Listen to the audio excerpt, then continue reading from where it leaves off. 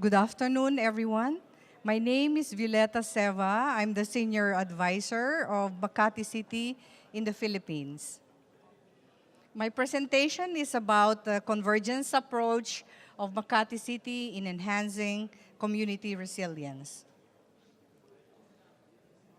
So what is convergence? It's simply coming together or joining together of various entities for a common goal towards urban resilience. Who are the usual contributors? Of course, the international community, hence we have the HFA and now the forthcoming post-2015 HFA, where we can have technical, financial support, and framework or policy support from the international community. At the national level, we also expect legislation, the framework, the plans, budgetary, and technical support. At the city level, again, the same usual legal, policy, institutional support, which can come in the form of financial or non-financial contributions. At the barangay level or the village level in the Philippines, we should take advantage of local or community knowledge and their initiatives. Plus, they also provide legal, policy, and institutional arrangements at that local level. From the academia, media, CSOs, NGOs, and the private sector, there can be varied types of contributions. Makati City, which is the financial district in the Philippines, is prone to hazards like earthquakes, flooding, and typhoons, which we experience every year, 22 of them. And 6 usually land, and it's disastrous to the various communities in our country. So this is the threat of a ground rupture by the West Valley Fault System, which transects several barangays in Makati City. There are also areas which are prone to landslides, which are near the Valley Fault. And this is the area which is going to be affected by ground shaking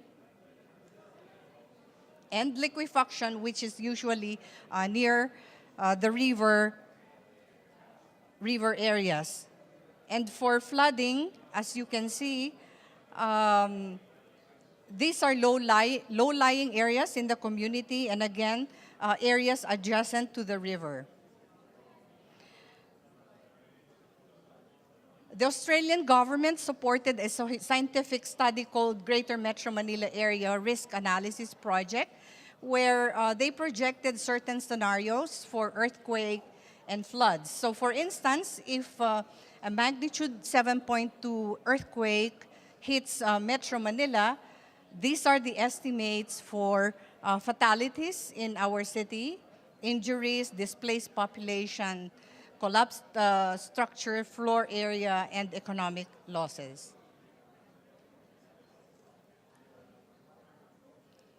I'm going now to share with you some of the initiatives that the Makati City government has embarked on with the different actors, which identified earlier. One of them is Barangay Rizal Risk-Sensitive Redevelopment Project, which was a planning activity to reduce the risk and mitigate potential damage and losses in an area in Makati City which is traversed by the West Valley Fault. So in this particular project, there was situational analysis and site selection that took place in phase 1, and some of the activities that were undertaken are: 1, rapid visual screening of over 1,000 buildings undertaken by our city engineers assisted by the community, because it's very difficult for technical people to just go to the community and do their technical studies. They have to be accompanied by the locals. Disaster town watching was also undertaken so that the residents could be made familiar with the risks that they face in their community. Phase 2 involves site analysis and redevelopment planning. This is a very technical kind of work, and of course, the Earthquakes and Megacity Initiative was engaged for this particular planning exercise. First, there was a socioeconomic survey done where the enumerators went to the households one by one. No? And these enumerators are the community members. They were oriented by the technical people on how to conduct the socioeconomic survey. And after that, there was a series of workshops where the experts, the technical people, presented their findings for purposes of validation. So some of the interventions that were identified are the following: open space development, in-city rehousing, linear park development, disaster preparedness, circulation network development. And this is a very long planning and implementation phase project.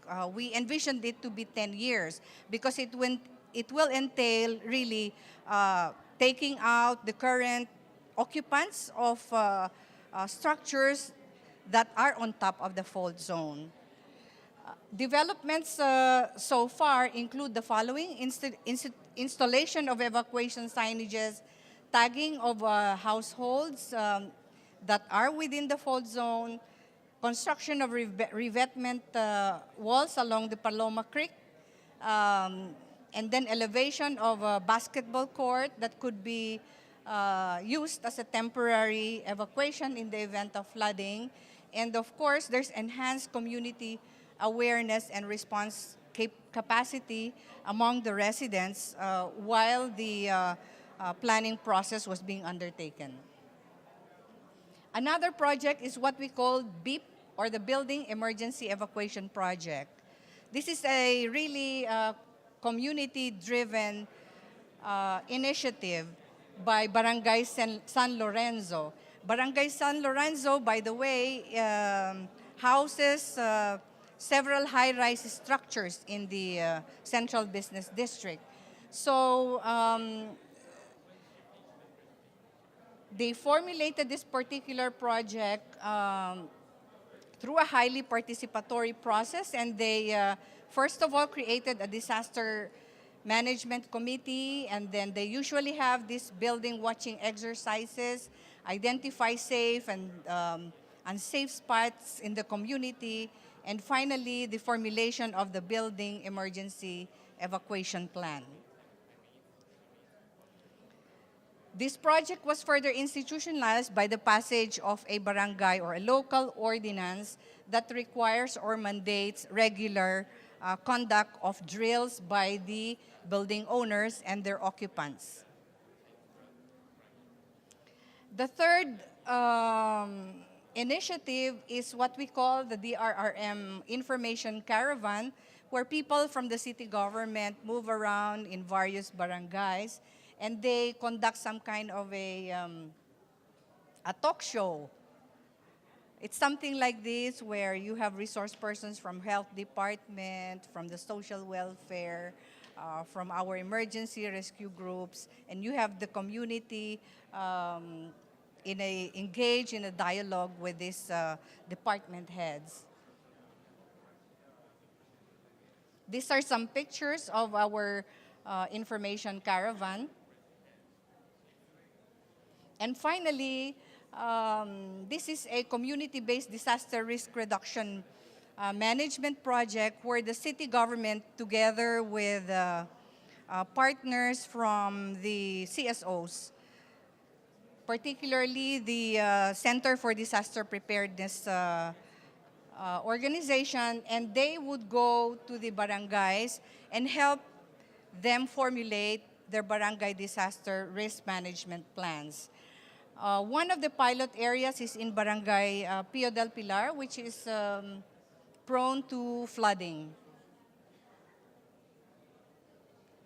So these are some of the activities which they have undertaken, and this includes community risk assessment and contingency plan formulation, and the conduct of flood drills.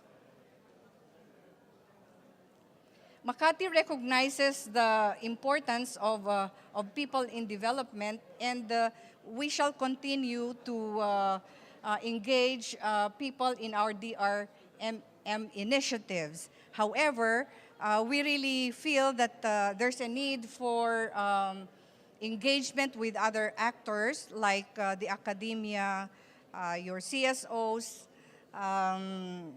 development partners, for us to be able to attain our urban resilience agenda. This is our mayor. His name is Jejumar Erwin Binay Jr. And in one of his State of the City addresses, I would like to quote what he said. Makati has undeniably become a role model for other local government units in many facets of governance. We are determined to set the trend and be a compelling force that will spur concerted efforts towards disaster preparedness and resiliency throughout the nation. So hopefully with these examples that I have shown you today, it could serve as inspiration to other local governments and communities in other areas. Do you have any questions or comments, perhaps, that you would like to share?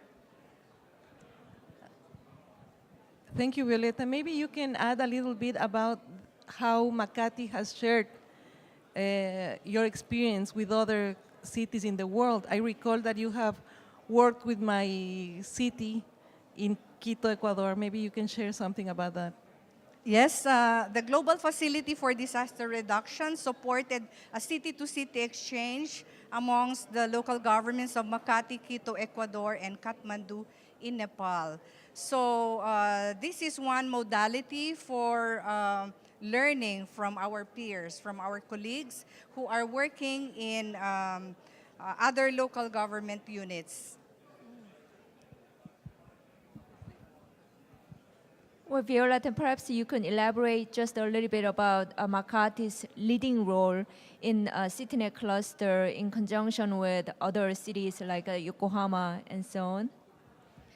Makati City is co-lead of the CityNet disaster cluster together with the city of Yokohama. And we have lined up several capacity building projects, and the other cities, not necessarily members of CityNet, could be part of it. We have recently launched an e-learning project where the different, should we say, workers in the DRM community could enroll in. And we are open to accepting or receiving guests from other local government units so that somehow they could learn from what we are doing in our city. Are there any other questions or comments from the floor? First of all, congratulations for your such a substantial presentation. I was wondering that how these kind of examples can be, used as a best practices other part of the world, like have a joint venture with Pakistan, has a joint venture with some other countries. As I know that you have a joint venture with Nepal, Kyoto, and Makati. Can we have some kind of try or four pads, this kind of ventures? Definitely, with support from our international partners, we really have to, seek out partners in this city-to-city sharing initiatives that we would like to promote. Thank you very much for your attention.